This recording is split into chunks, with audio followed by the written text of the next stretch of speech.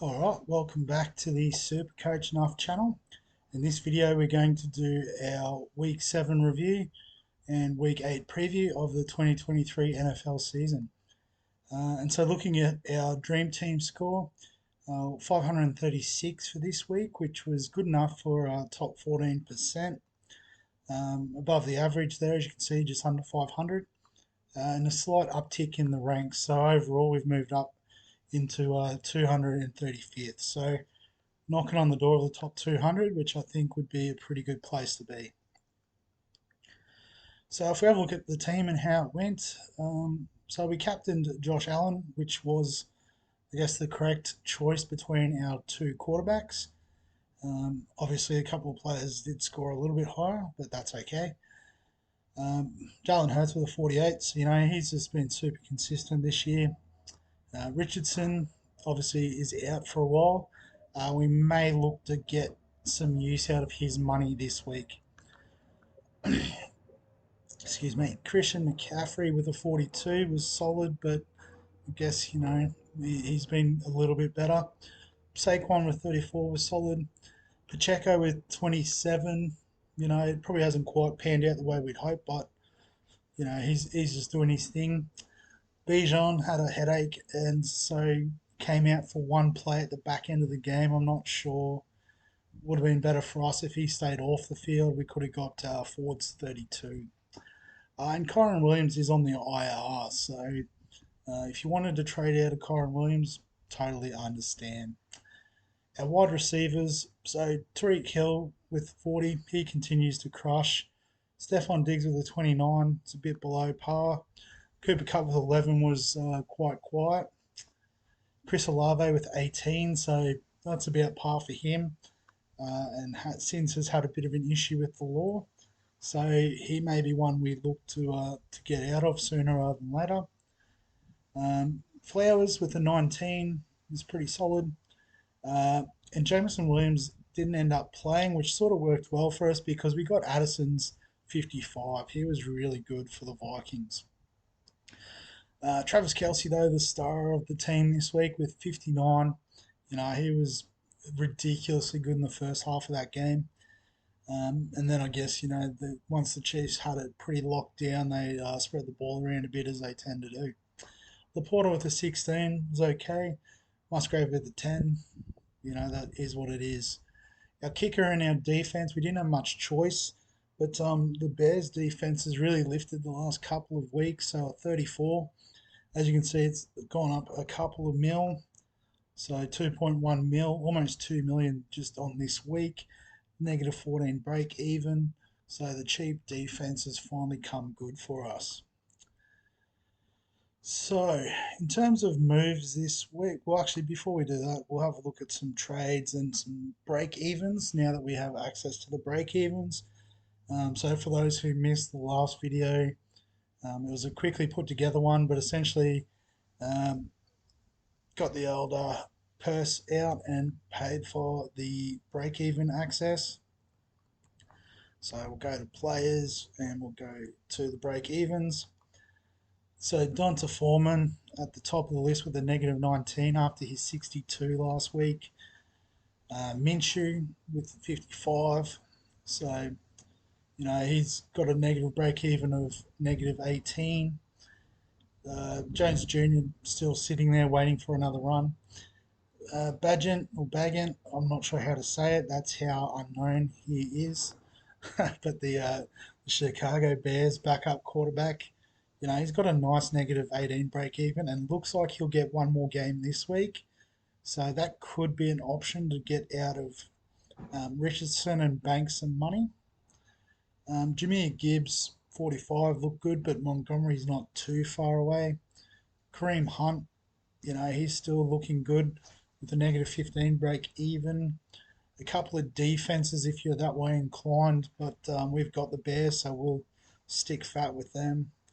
JSN, his first or his biggest score so far with the 28 means he's got a negative 14 break even. Aiden O'Connell, who's looked pretty decent without being spectacular. in the bit of time he's got so far.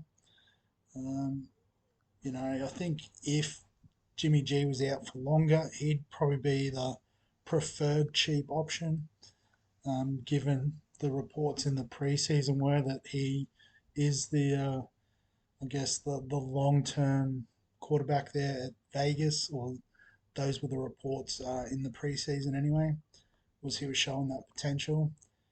Brees Hall, if you're looking for a keeper running back, is looking pretty good with that negative 13 break even.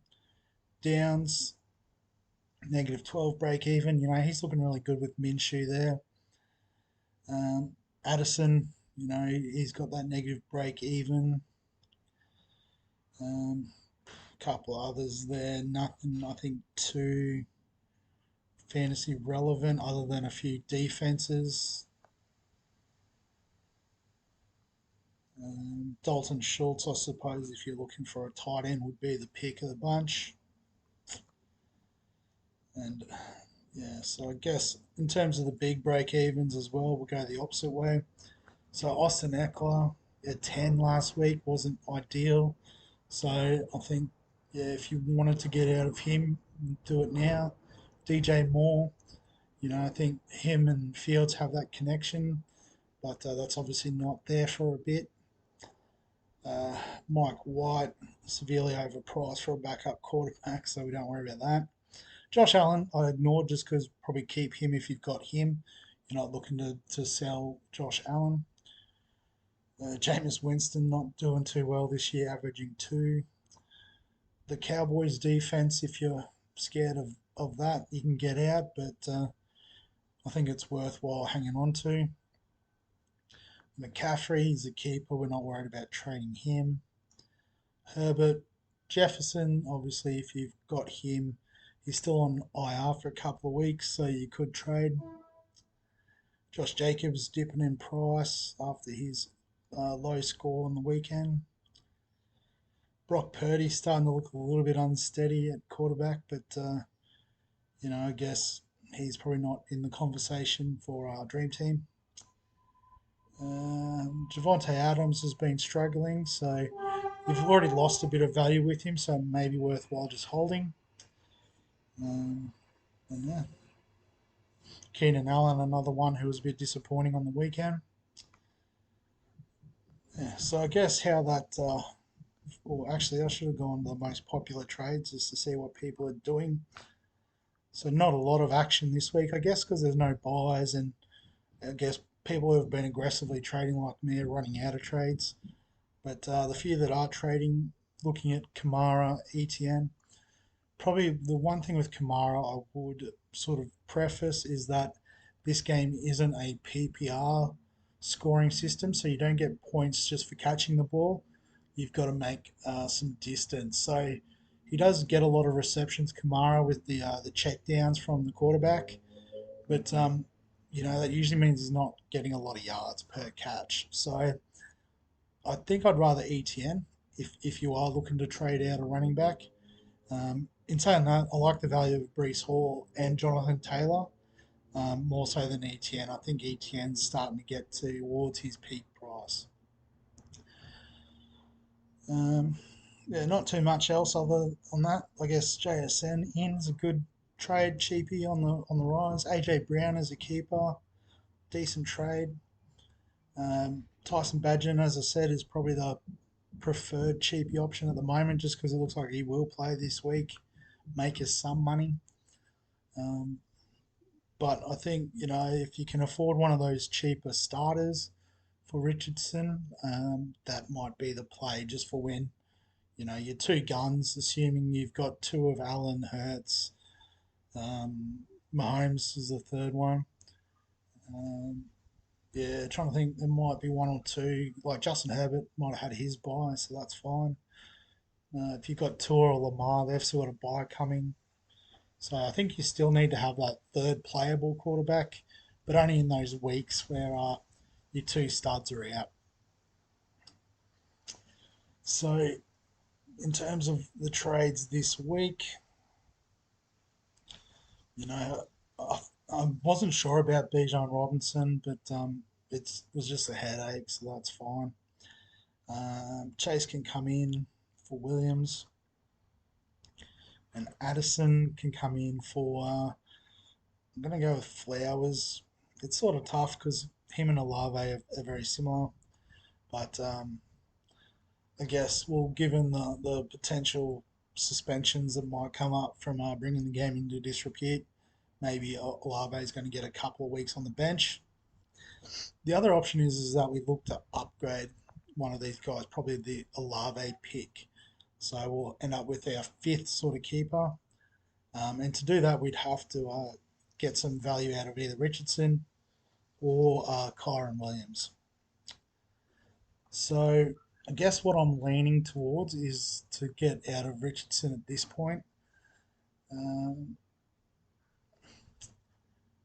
in saying that, I'm not 100% settled on what the best option is, whether it is to go all the way down to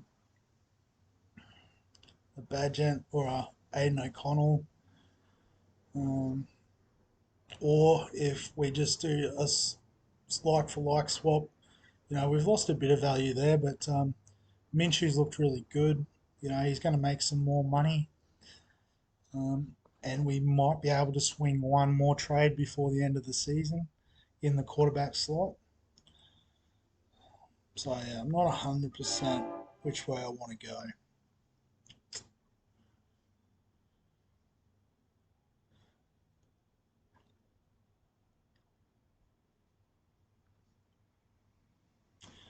All right, let's try it with, or do we go someone like a Bryce Young that's a bit cheaper but is the definite starter for the Panthers, or is he definite starter?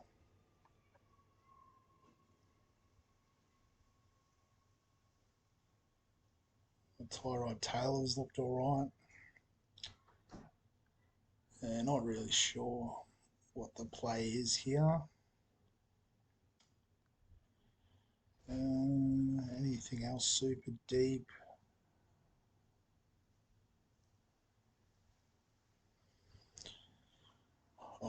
I think the play is to go for the value. So let's go with Connell just to be different. And then, as I said, we can look to upgrade our wide receiver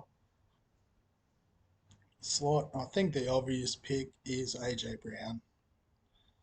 So we make those trades. We've still got 3 mil in the bank. So if something magically comes up for around 6 million, then I'm happy to plug in the team. Actually, I can trade him back out.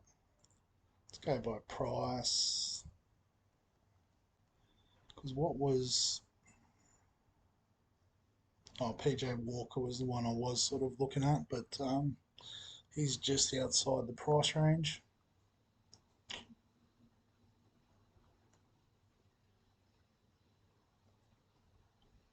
What were the break evens again? Was there a cheap running back that I skipped over? Foreman's not really that cheap. No, it's in the wide receiver area. That's okay. We'll stick fat with our choice. So Zay Flowers can have a spot on the bench. So now we've got, five keepers essentially, and Addison, who's a de facto keeper until Justin Jefferson comes back as the wide receiver one on a very pass heavy attack.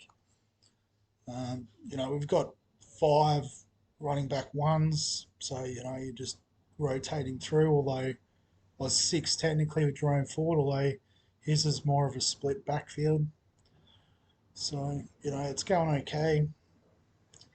Um, oh, hang on, who do we want as a kicker? So San Fran against Cincinnati at home's good. Dallas, that's AT&T against Rams. We'll go with Moody. We'll definitely bring the Cowboys defense back in. Yeah, so I think that's the way we're going to go. In terms of future plans, it would be nice to get in the likes of Jonathan Taylor. What's his? Taylor. There we go.